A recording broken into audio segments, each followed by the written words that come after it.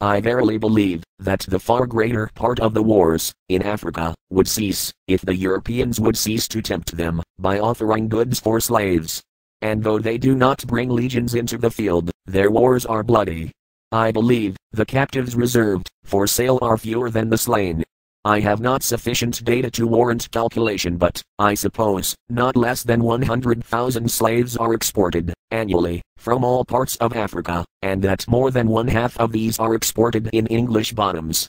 If but an equal number are killed in war, and if many of these wars are kindled by the incentive of selling their prisoners, what an annual accumulation of blood must there be, crying against the nations of Europe concerned in this trade, and particularly against our own.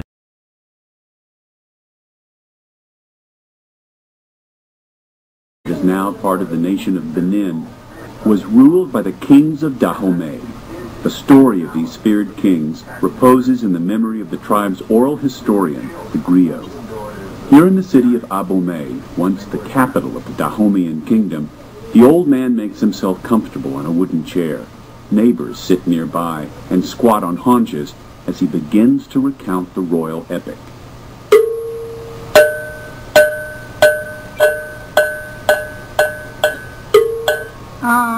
Aho, dadaho, kaka de marapo.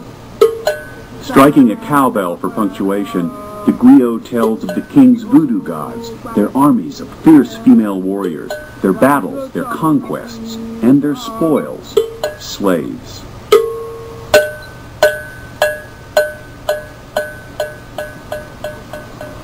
Our team has tried to compile stories about Ouidah when it was a thriving slave port 170 years ago.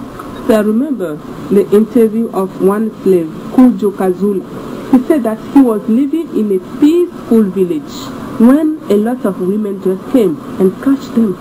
Detailed shipping records tell us that 2,034,600 slaves were sent from the area of Ouidah known as the Slave Coast.